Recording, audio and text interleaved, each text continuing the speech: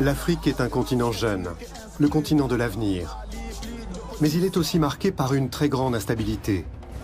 Depuis peu, l'Afrique de l'Ouest est dans le viseur des narcotrafiquants internationaux, avides de profits rapides à moindre risque. Pour cela, ils ont besoin d'avoir les mains libres. Une fois qu'ils ont ciblé un pays, ils soumettent les forces politiques et économiques. Et ils finissent par régner en maître.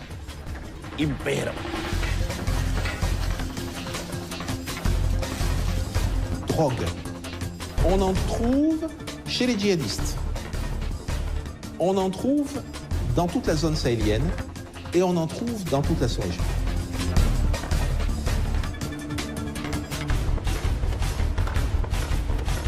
Eux, ils faisaient atterrir des cargos de cocaïne dans le désert et des armes.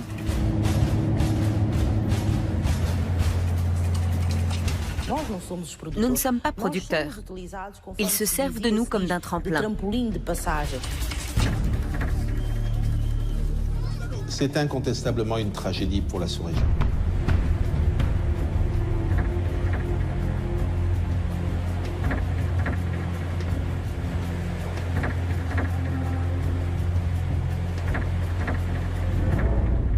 Dakar, la capitale du Sénégal.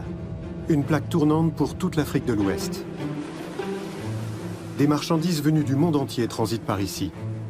La plupart des barrières commerciales avec l'Europe, mais aussi avec les marchés asiatiques et sud-américains, ont été supprimées ces dernières années.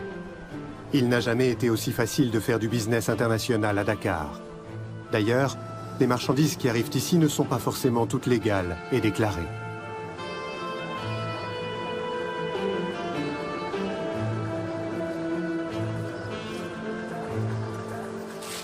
Le commissaire Ndour, chef de la brigade antidrogue de la police sénégalaise, nous présente le résultat des dernières razzias à l'aéroport et dans le port.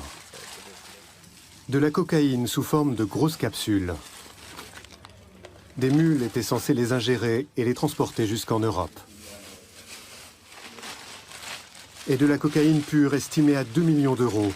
Elle a été saisie sur un bateau entre du sucre et des légumes secs. Les saisies augmentent. Que ce soit la cocaïne, l'héroïne, le hashish, disons les méthamphétamines, les saisies augmentent. Ce qui veut dire que donc, les gens ont tendance de plus en plus, disons, à choisir peut-être la zone ouest africaine comme zone de transit.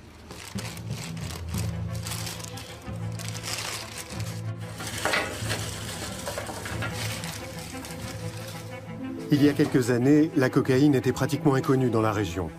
Aujourd'hui, elle est presque aussi répandue que le cannabis. Le problème, c'est que la police manque cruellement de moyens. Il n'y a pas le moindre chien renifleur au Sénégal. Et le commissaire Ndour doit surveiller un territoire faisant la moitié de l'Allemagne, avec seulement 75 collaborateurs.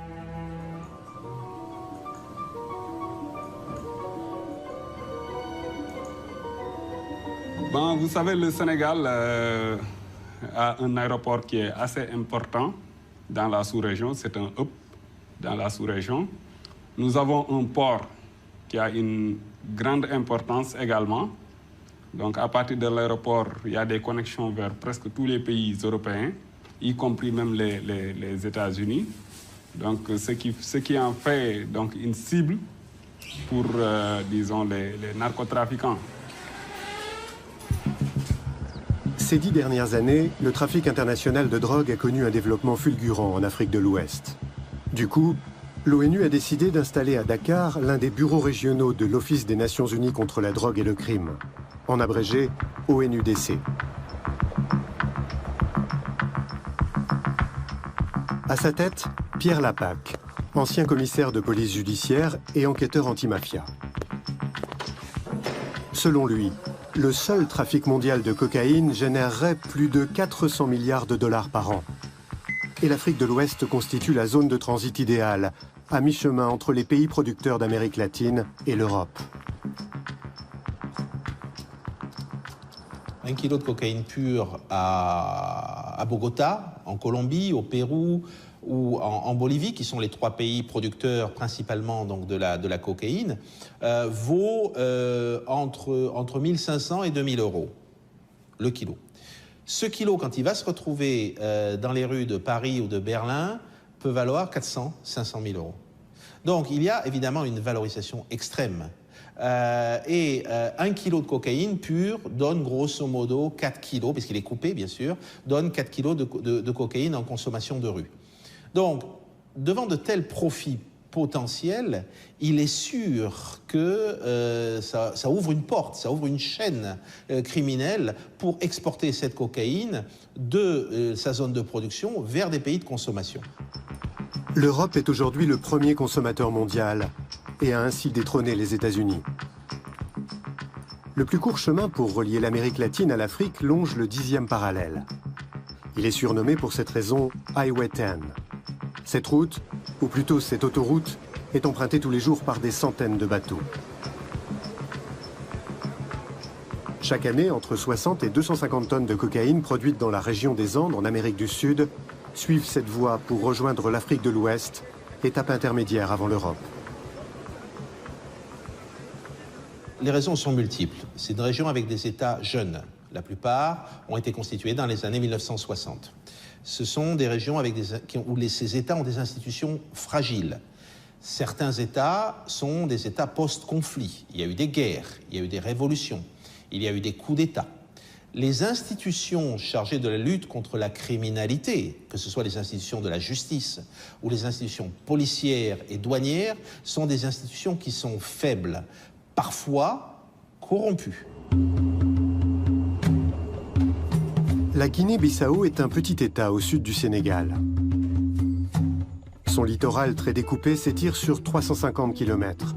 C'est un paysage de mangroves et de forêts humides très denses. Sur un territoire grand comme les Pays-Bas, vivent 1,5 million de personnes.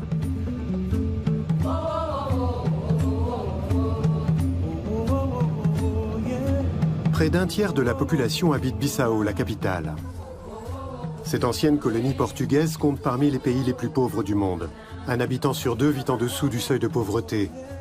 La noix de cajou est le seul produit d'exportation. L'espérance de vie dépasse à peine les 50 ans. La répartition des revenus est très inégale et la majorité des richesses se concentre entre les mains de quelques privilégiés. D'où vient cet argent qui a permis à certains de s'enrichir à la vitesse de l'éclair? Une question qui a hanté le commissaire Calvario Aoucarié pendant plusieurs années.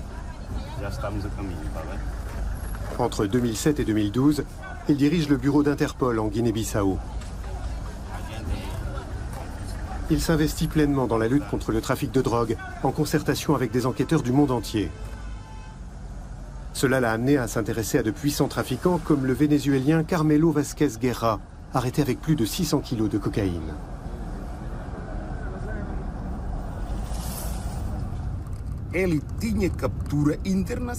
Il était recherché dans plusieurs pays. Quand il a été arrêté ici, nous avons signalé aux autorités internationales que la Guinée-Bissau ne disposait pas d'infrastructures pénitentiaires aptes à recevoir un criminel de cet ordre.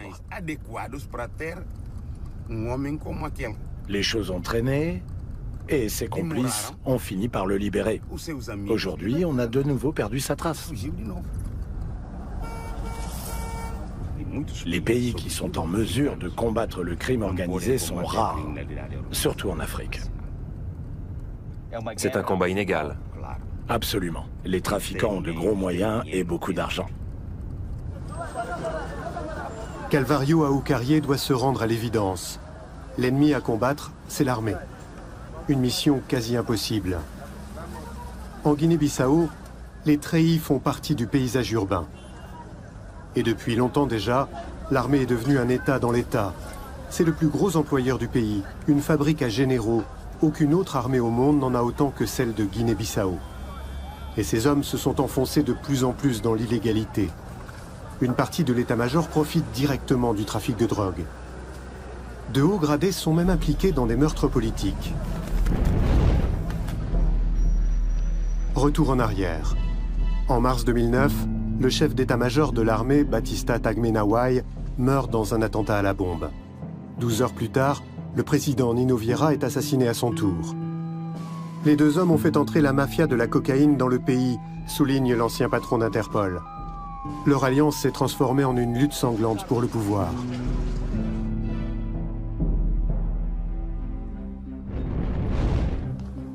En 2012, le commissaire Calvario Aucarié a été mis à la porte. Peu de temps auparavant, l'armée avait pris le pouvoir par la force et aussitôt ordonné la fermeture du bureau d'Interpol. La communauté internationale et Interpol ont eu beau protester, l'autorité militaire a coupé court aux discussions. La Guinée-Bissau est un État souverain. Calvario Aucarié s'était illustré par des saisies spectaculaires. Juste avant son départ, il avait même réussi à faire tomber dans ses filets 7 trafiquants, dont des soldats guinéens avec 700 kilos de cocaïne.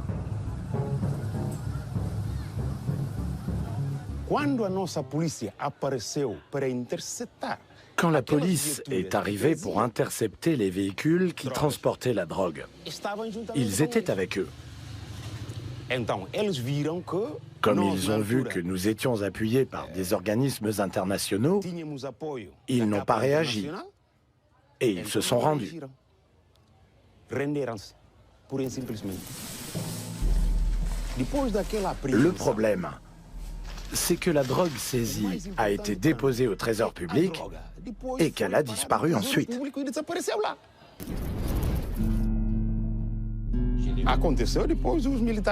Puis les militaires ont pris d'assaut le siège de la police judiciaire de Guinée-Bissau pour libérer leurs camarades. Ils sont plus forts que nous. Ils sont mieux armés.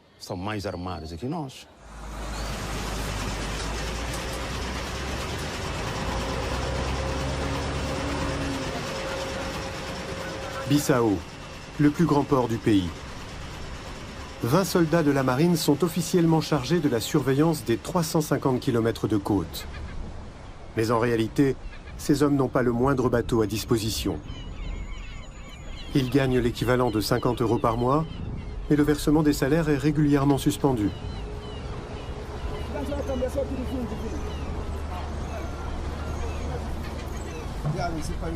Pour 300 € plus l'essence, Bob Kandé nous emmène en bateau sur les îles Bijagos.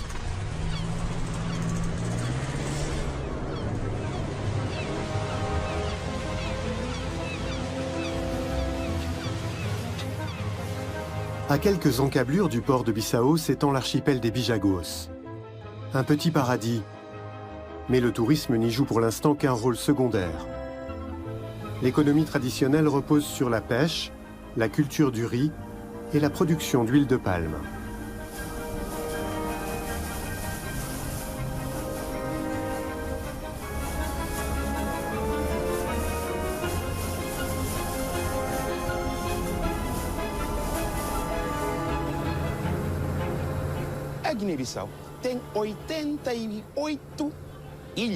La Guinée-Bissau compte 88 îles, mais seulement 21 d'entre elles sont habitées. Les autres sont complètement désertes. La drogue est transportée par de gros paquebots et généralement conditionnée en paquets de 200 kilos.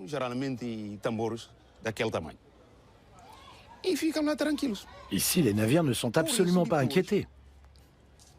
En échange, les politiques se font payer en marchandises ou en argent. Personne ne vient déranger les trafiquants. C'est un petit paradis.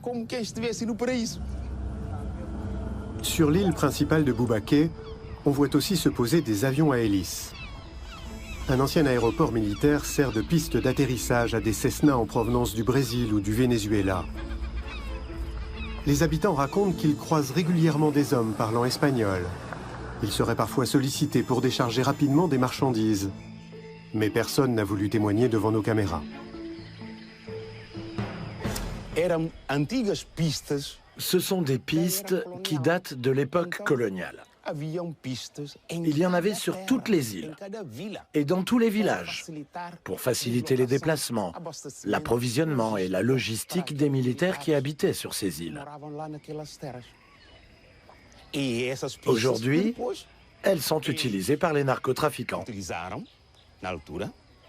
Nous verrons bien quelles seront les mesures prises par le nouveau gouvernement. Depuis juillet 2014, la Guinée-Bissau a un gouvernement démocratiquement élu, une coalition à laquelle participent tous les grands partis du pays. Les autorités disent n'avoir aucun lien avec les militaires impliqués dans le trafic de drogue. Étrangement, aucune réforme judiciaire qui aurait pu conduire à l'arrestation de barons de la drogue n'a été mise en œuvre à ce jour.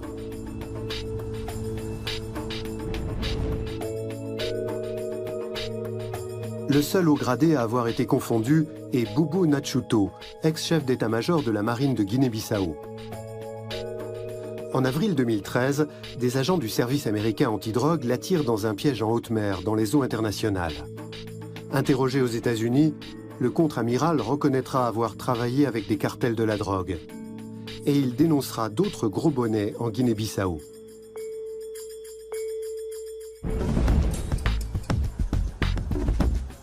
Ces personnes figurent aujourd'hui sur les listes noires de nombreux États. Aux États-Unis, le Kingpin Act recense les narcotrafiquants les plus puissants et les plus influents au monde. Cette liste est régulièrement mise à jour.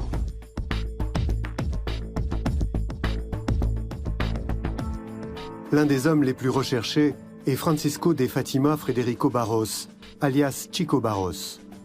Nationalité capverdienne, domicile Bissau. À l'encontre de Chico Barros et de nombreux autres criminels liés à la drogue, notamment sud-américains, les États-Unis ont mis en place des sanctions. Gel des avoirs, interdiction ou limitation des transactions commerciales. La Maison-Blanche vérifie chaque cas, puis le président américain en personne appose sa signature. Le ministère de la Justice de Guinée-Bissau. De quelles informations dispose-t-on ici sur Chico Barros et d'autres barons de la drogue qu'on soupçonne de vivre à Bissau? Carmelita Pires est connue pour son engagement contre le trafic de drogue en Guinée-Bissau. Elle a été poursuivie par la dictature militaire et a dû s'exiler pendant un certain temps. En 2014, elle a été nommée ministre de la Justice par le nouveau gouvernement. Un citoyen capverdien qui vit ici, en Guinée-Bissau, est considéré comme un des grands barons du trafic de drogue international. Est-ce que vous suivez cette affaire? Est-ce qu'il y a une enquête en cours ou vous n'en êtes pas encore là? Nous sommes au courant de cette affaire. D'après nos recherches, il ne se trouverait pas actuellement en Guinée-Bissau, mais nous restons vigilants. Nous sommes en train de reprendre les dossiers. Nous sommes encore en période de transition.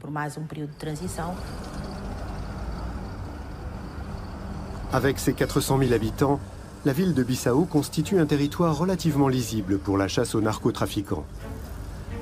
Nous essayons d'en savoir plus sur Chico Barros, car la rumeur sur sa présence en ville s'avère tenace. L'une de nos pistes nous conduit à la Praça Baiana, une place au cœur de la capitale. Plus précisément, à l'hôtel casino Calisté.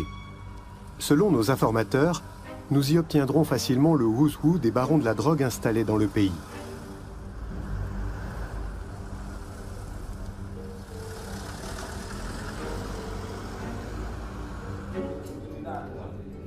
Le lendemain, nous sommes autorisés à entrer. On nous reçoit entre table de roulette et bandits manchots.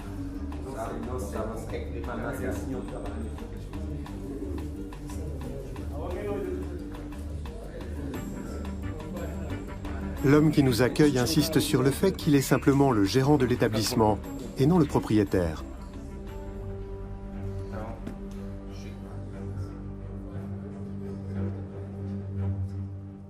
Qui êtes-vous? Francisco Barros. Et votre nom complet? Francisco de Fatima Frederico Barros. Vous êtes connu ici sous le nom de Chico Barros et vous figurez sur une liste américaine qui répertorie les grands barons du trafic de drogue international. C'est faux. C'est un tissu de mensonges. Je suis le premier surpris. Je n'ai jamais participé à aucun trafic que ce soit. Apparemment, il y a des gens qui le pensent et qui ont dû m'accuser, peut-être même des amis, mais moi, je n'ai rien à voir avec tout ça. Je dément totalement ces accusations. Je n'ai jamais fait de trafic. J'ai toujours travaillé honnêtement.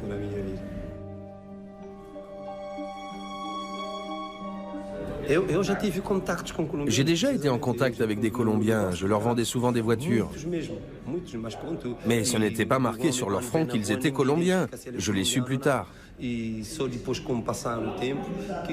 On sortait ensemble en discothèque ou au restaurant. C'était des clients. Pour me payer, ils me donnaient rendez-vous dans un restaurant et me réglaient par chèque ou parfois en espèces. Ils ne vous ont jamais payé en cocaïne? Jamais, jamais, jamais. Et même s'ils avaient voulu, je n'aurais pas su quoi en faire. Ce n'est jamais arrivé. Et vous n'avez jamais servi d'intermédiaire pour une transaction internationale liée à la drogue? Non, jamais.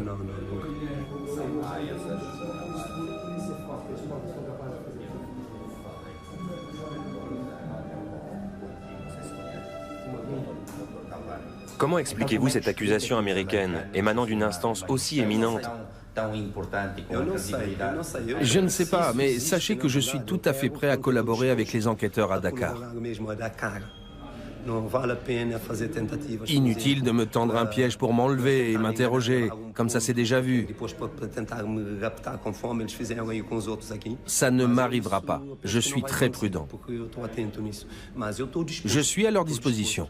Si je suis réellement suspecté, qu'ils me contactent, qu'ils me convoquent, et je me présenterai.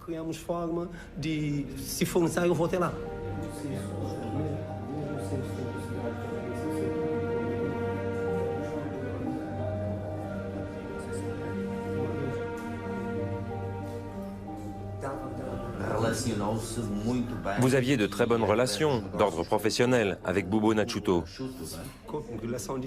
Oui, nous étions très proches et nos familles s'entendaient bien. Pour moi, il faisait partie de notre famille. Je l'appelais même Oncle Bubo.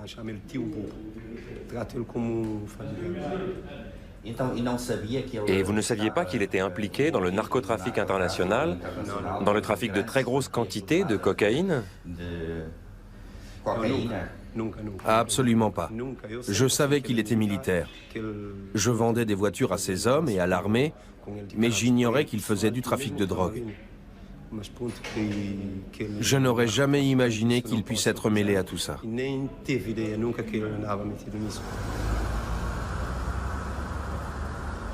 La Guinée-Bissau reste un pays où la police et la justice ne fonctionnent pas, même avec le nouveau gouvernement élu démocratiquement.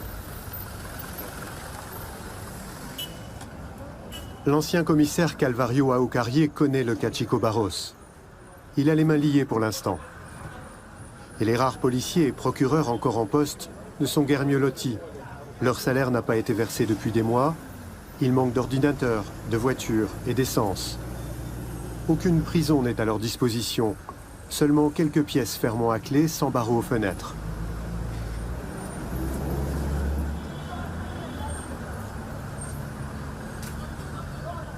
Notre enquête l'a montré, il serait facile de débusquer les trafiquants internationaux, mais rien ne bouge. Calvario Aokarie espère quant à lui que le nouveau gouvernement va le rétablir prochainement dans ses fonctions d'enquêteur contre le crime organisé.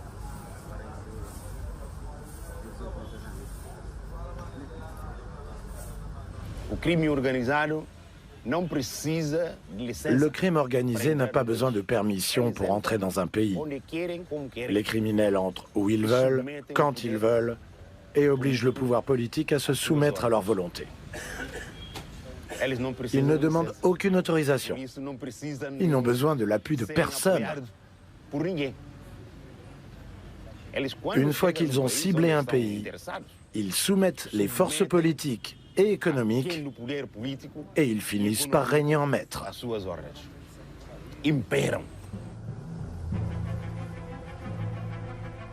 Des signes de richesse ostentatoire dans un pays d'une pauvreté extrême. de somptueuses villas et propriétés ont poussé aux portes de la ville. Les propriétaires occupent pour la plupart des postes importants dans l'armée ou la politique.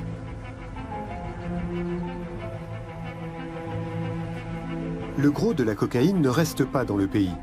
La Guinée-Bissau est essentiellement une zone de transit vers l'Europe, où la mafia peut négocier des prix beaucoup plus élevés.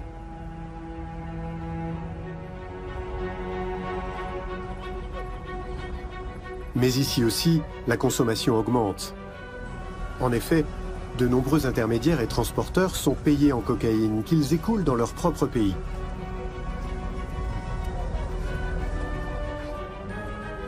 Le pasteur protestant Domingos T est l'un des rares à venir en aide aux jeunes toxicomanes.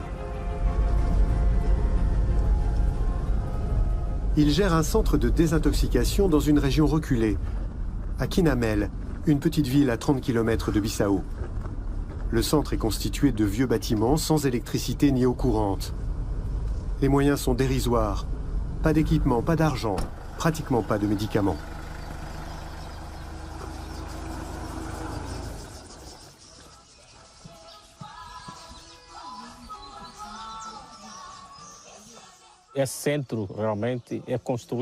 Ce centre a été construit pour accueillir les personnes victimes de ce mal qui ronge depuis peu la Guinée-Bissau.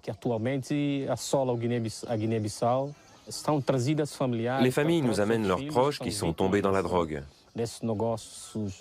Ils viennent de tout le pays, des régions de Gabou, Bafata, Kanchungo.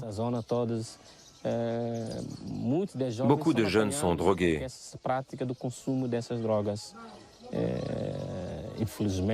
C'est malheureux.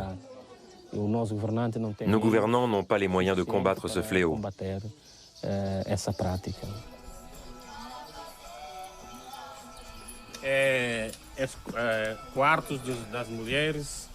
Ici, ce sont les chambres des femmes qui souffrent de dépression.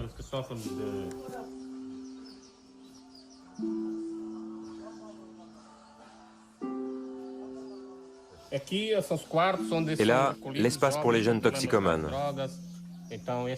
On accueille près de 35 jeunes dans cette pièce.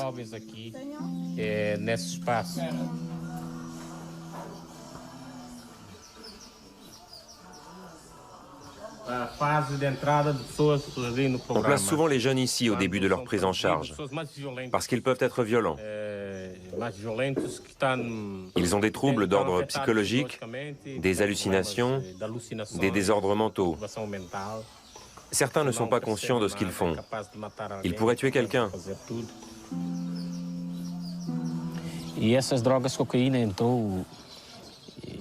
La cocaïne qui est introduite dans le pays est transformée en kisa. C'est du crack. C'est un mélange de cocaïne, de bicarbonate et de cendres de cigarette.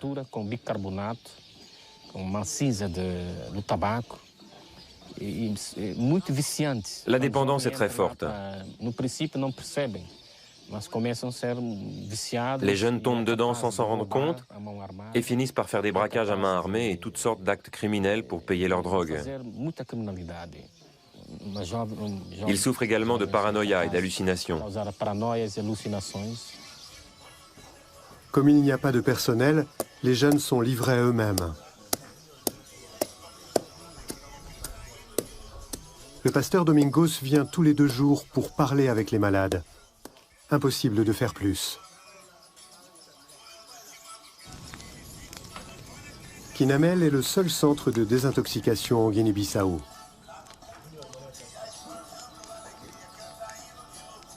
On a une courbe de drogués dans la sous-région qui est exponentielle.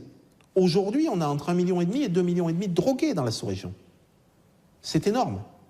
Donc maintenant, ce n'est plus le problème des producteurs et des consommateurs, c'est aussi le problème des pays de transit.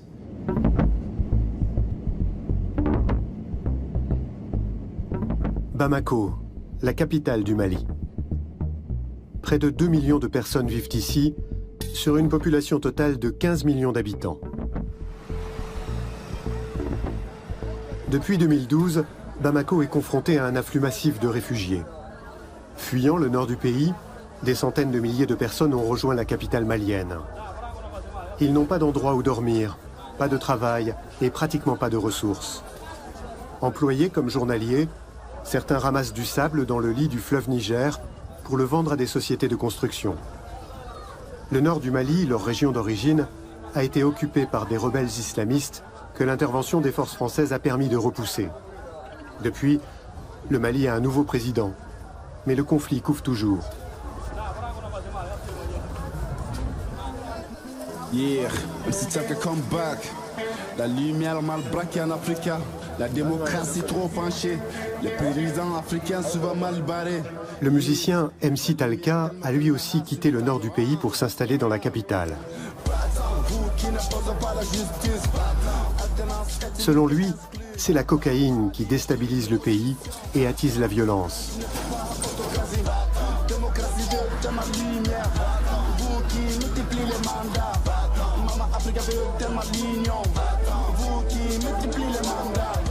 Bon voilà, moi mon cœur pleure parce que toujours le nord pleure, parce que toujours ça ne va pas au nord et que j'ai le nord dans mon cœur, parce qu'il y a encore tous ces problèmes terroristes qui prennent le nord en otage et que je ne peux pas comprendre que jusqu'à présent mon pays n'arrive pas à s'en sortir de cette merde. Et que on ne peut pas croire qu'à Gao, il y a des quartiers qu'on appelle Cocaïne-Bougou. Les régions de Gao et Tombouctou, dans le nord du Mali, sont entre les mains de mouvements séparatistes et islamistes qui collaborent avec les mafias de la drogue et profitent du trafic. C'est ainsi que le Mali s'est retrouvé coupé en deux. Officiellement, l'armée malienne, appuyée par les troupes françaises, a réussi à libérer au moins les villes les plus importantes, grâce à l'opération Serval lancée en janvier 2013. Mais la région reste difficile à contrôler.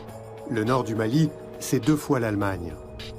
Des narcotrafiquants alliés à des idéologues fanatiques et des islamistes, un mélange détonnant susceptible d'enflammer aussi les États voisins comme la Mauritanie, le Niger ou l'Algérie. Le nord Mali a toujours été un point, une région, mal contrôlée par les autorités maliennes. C'est aussi une zone où il y a des groupes touaregs, locaux, qui historiquement ont toujours été impliqués dans la contrebande, le trafic. Le trafic de sel, le trafic d'esclaves, le trafic de cigarettes, le trafic d'essence. C'était les mêmes routes qui sont toujours utilisées de nos jours.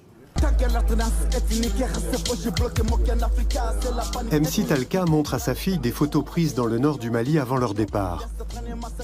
La famille n'a pas été directement touchée par la guerre. Elle a réussi à fuir à temps à Bamako. MC Talka a eu une jeunesse heureuse. Gao était alors une ville prospère, un carrefour commercial important, mais aussi un haut lieu de culture. Dans ses chansons, il dénonce la prise de Gao par les séparatistes touaregs, puis par les islamistes qui y ont imposé une forme extrêmement dure de la charia. S'il tenait les mêmes propos dans le Nord, il signerait immédiatement son arrêt de mort. Ils sont trop bêtes. Pour des personnes comme moi, ils pensent que c'est un outil qu'elles vont au paradis. Tu vois, ils me considèrent comme un occidental. Parce que nous représentons la modernisation, nous représentons quelque chose qu'elles ignorent, tu vois.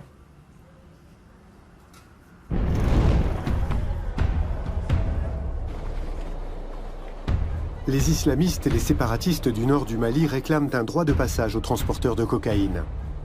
Ils se font aussi payer pour assurer la sécurité des convois traversant le Sahara. Selon les services secrets occidentaux, l'argent récolté sert à financer les achats d'armes. De leur côté, les barons de la drogue peuvent se livrer à leur trafic sans être inquiétés.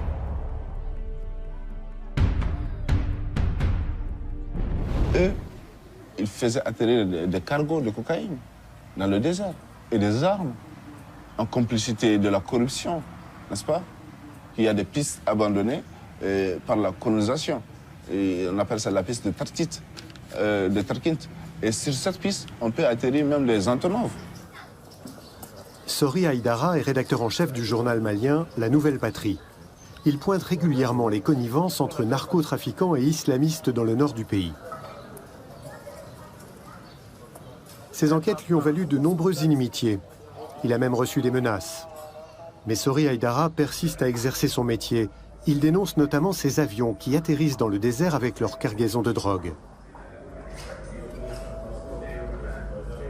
En novembre 2009, l'un de ces appareils a même attiré l'attention des médias du monde entier. Le Boeing de Tarkint, du nom d'une petite ville en plein désert dans le nord du Mali.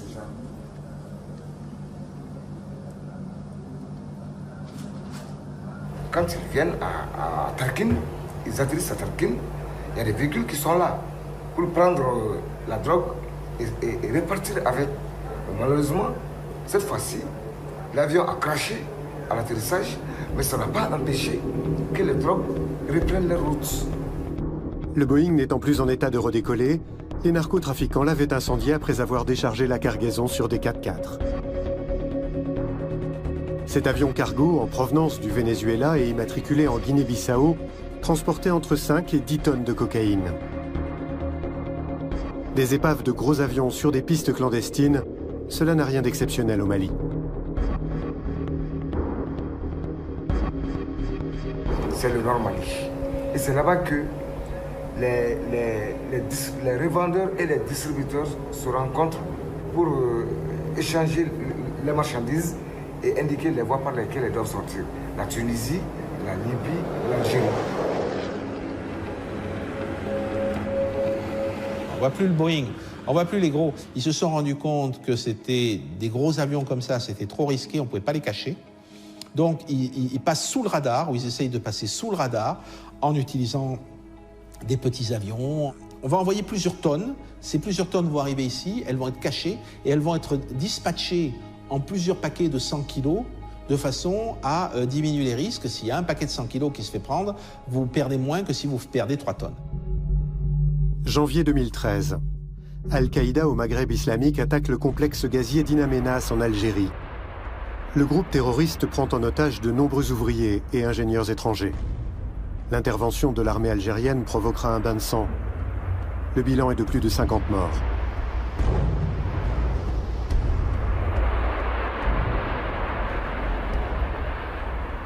Le leader islamiste Mokhtar Belmokhtar revendique l'attentat.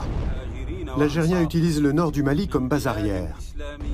Dans le passé, il finançait ses activités par le trafic de cigarettes. Ces dernières années, s'est ajoutée une autre source de revenus nettement plus lucrative, la cocaïne. Toute cette sale guerre ne tient que par la drogue.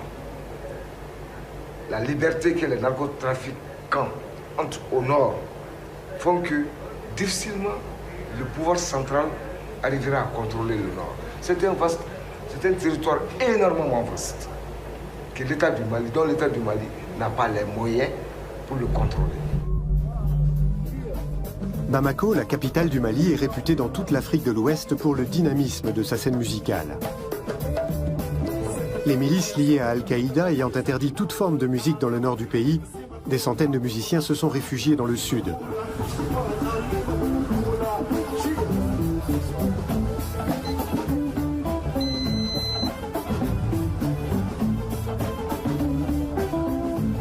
MC Talka se produit dans ce club.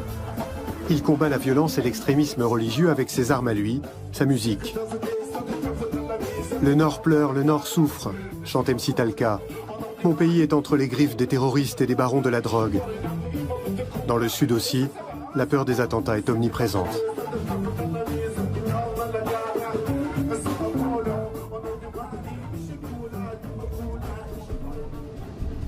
À 540 km de la côte ouest de l'Afrique s'étirent les îles du Cap-Vert. Elles se situent dans l'Atlantique, entre l'Amérique du Sud et le continent africain. Sur les 9 îles habitées, vivent 500 000 personnes. Les gardes-côtes capverdiens procèdent à une patrouille de routine. Le commandant Angelo Garcia surveille une zone de plus de 200 000 marins autour de l'île principale de Santiago. Les gardes-côtes capverdiens disposent en tout et pour tout de 5 bateaux comme celui-ci.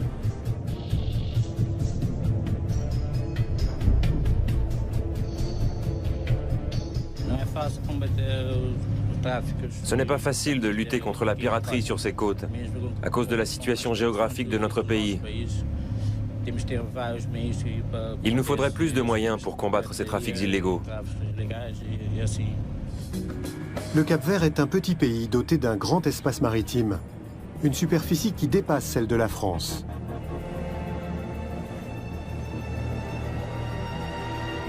Selon l'Office des Nations Unies contre la drogue et le crime, la quantité de drogue ayant transité par le Cap-Vert ces dernières années est comparable à celle de la Guinée-Bissau, plus de 30 tonnes par an. Cet archipel se trouve au nord de la fameuse Highway 10, le plus court chemin entre l'Amérique latine et l'Afrique de l'Ouest le long du 10e parallèle.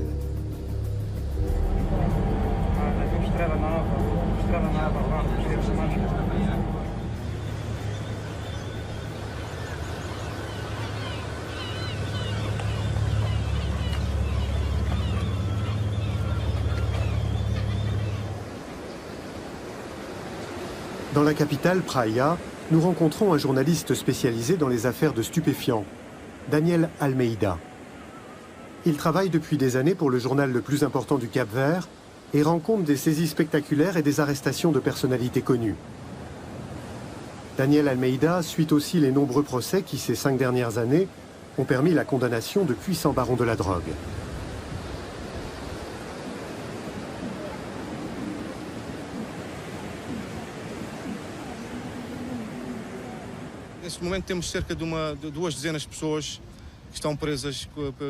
Actuellement, une vingtaine de personnes sont en détention. Je parle des plus influents, parce qu'il y en a d'autres, mais dont l'arrestation a eu moins d'impact.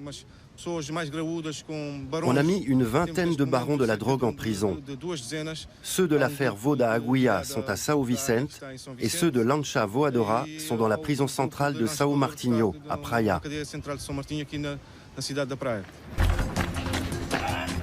Ces succès, on les doit notamment à la police et à la qualité de ses enquêtes. Par rapport aux autres pays d'Afrique de l'Ouest, la police du Cap-Vert est relativement bien équipée et formée. Des atouts qui sont volontiers mis en avant. Les médias sont ainsi régulièrement invités à assister à des entraînements.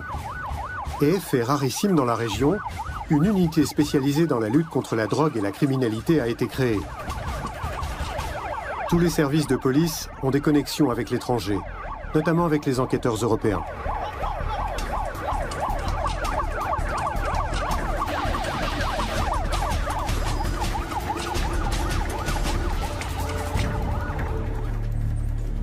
Daniel Almeida soigne ses relations avec la police, l'une de ses principales sources d'information.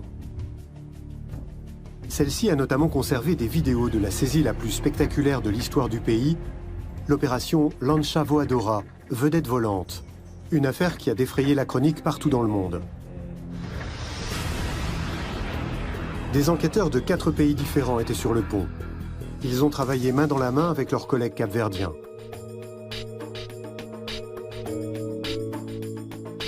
Cela a permis de remonter une filière internationale qui, pendant des années, a expédié des tonnes de cocaïne colombienne vers le Cap-Vert, puis vers l'Allemagne et les Pays-Bas. La drogue arrivait par bateau ou par avion, mais aussi sans doute à bord de sous-marins. La marchandise était jetée à la mer au large de l'île de Santiago, puis récupérée par le Lancha Voadora, une vedette 3 fois plus rapide que celle des gardes-côtes.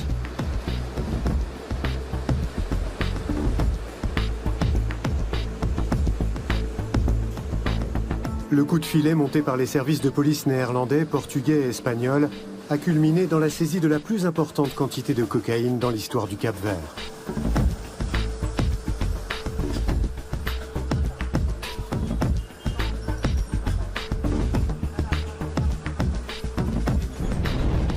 Em outubro de 2011, aconteceu esta grande apreensão. Cette saisie record a eu lieu en octobre 2011 dans la cave de l'immeuble d'une société immobilière qui appartenait aux narcotrafiquants. On y a découvert 1,5 tonne de cocaïne, des armes de différents calibres et d'importantes sommes d'argent en monnaie étrangère et nationale.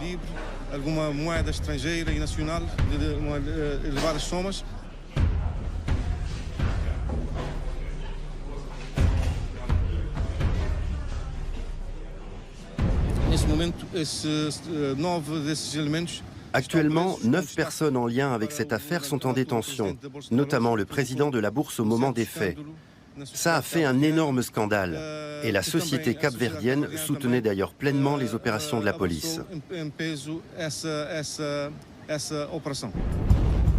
3 jours après la saisie, la cocaïne a été brûlée près de la capitale Praia, devant les caméras. 500 millions de dollars partis en fumée, soit pratiquement le double des recettes annuelles de l'État du Cap-Vert.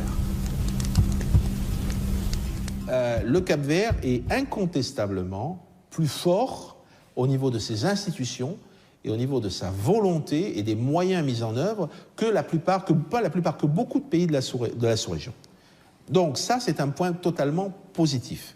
Mais il n'en reste pas moins que le positionnement géographique du Cap-Vert fait que ça reste un point de fragilité. L'existence de ces jeunes expatriés au Cap-Vert est un deuxième point de fragilité, mais il n'y a pas de baguette magique. Il faut bien comprendre que dans la lutte contre la criminalité organisée, il n'y a pas de baguette magique et que c'est un travail de tous les instants, de toutes les heures, de toutes les minutes, et que chaque instant de relâchement que vous pourrez avoir va être exploité par les groupes criminels. Le Cap-Vert exporte des bananes et du poisson. Le tourisme aussi représente une source de revenus en lente augmentation. Malgré tout, le budget alloué à la lutte contre les cartels de la drogue reste insuffisant. La surveillance du territoire notamment s'avère très compliquée. Le Cap-Vert est victime de sa géographie. Il y a jusqu'à 500 km entre les îles du nord-ouest et celles du sud-est. Les côtes sont par ailleurs souvent très découpées et isolées. Calheta de São Miguel, sur l'île principale de Santiago, est une ville tranquille de 16 000 âmes, où l'on vit de la pêche. Le 2 juillet 2011, les habitants découvrent de nombreux paquets blancs échoués sur la plage.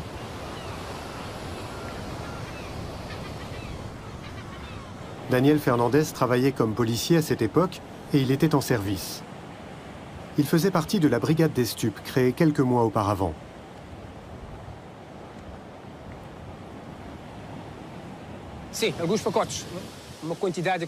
Oui, beaucoup de paquets ont été ramassés, mais je ne sais pas combien il y en avait au total. Les autorités ont réussi à en récupérer un très grand nombre.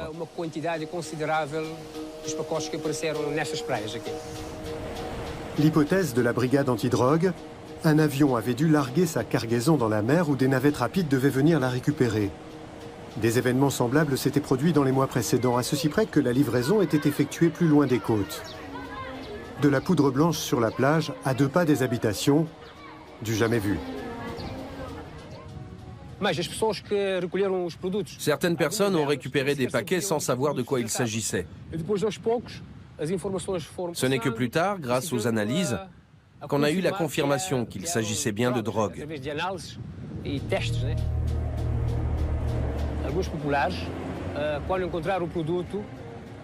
Certains villageois qui avaient trouvé ces paquets ont cru qu'il s'agissait d'un produit inoffensif.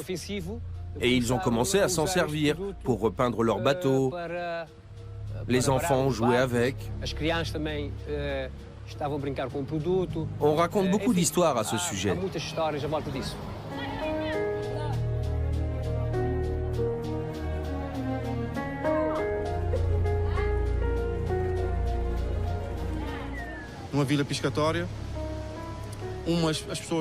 C'est un village de pêcheurs. Certains ont ramené des paquets chez eux. Ceux qui ont reconnu le produit et qui connaissaient sa valeur ont essayé de s'en servir pour faire du troc contre de l'électroménager. Certains ont même réussi à échanger une camionnette contre 2 paquets de cocaïne. L'affaire n'a pas été élucidée. Le mystère plane toujours autour de l'origine de la drogue et des organisateurs de l'opération. Seule certitude, São Miguel connaît un boom immobilier sans précédent depuis l'arrivée des paquets de cocaïne sur la plage. Cette histoire a créé une certaine confusion et un climat de peur au sein de la population. Même la police, la brigade antidrogue, s'est retrouvée impliquée dans cette affaire parce qu'une partie de la cocaïne a été subtilisée et plusieurs agents ont même été arrêtés.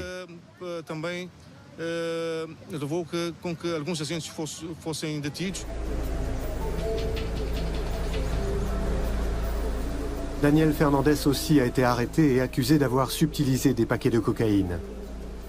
Il a eu beau clamer son innocence, il a été suspendu de la police. Depuis, il travaille pour une société de sécurité.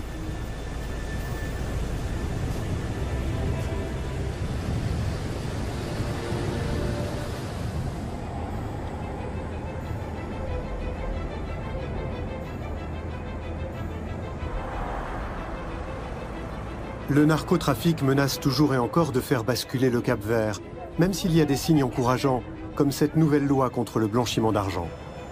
Elle permet aux autorités de confisquer un bien immobilier en cas de doute sur l'origine des fonds ayant servi à l'acheter. L'archipel prend ainsi une bonne longueur d'avance sur de nombreux autres pays de la région.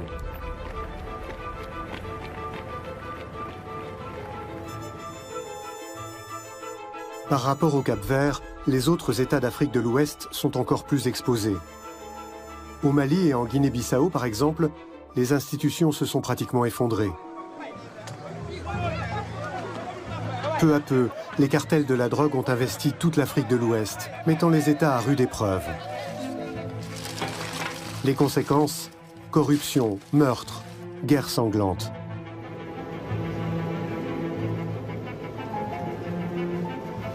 Retour à Dakar, la capitale du Sénégal.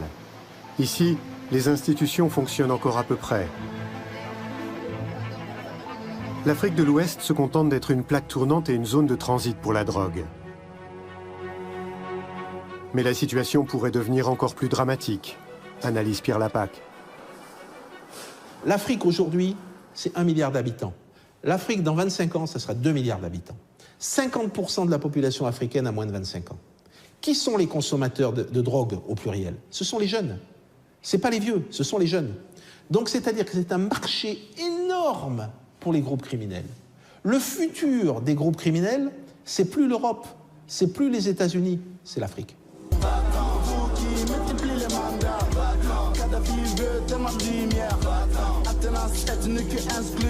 En Guinée, plus de démocratie.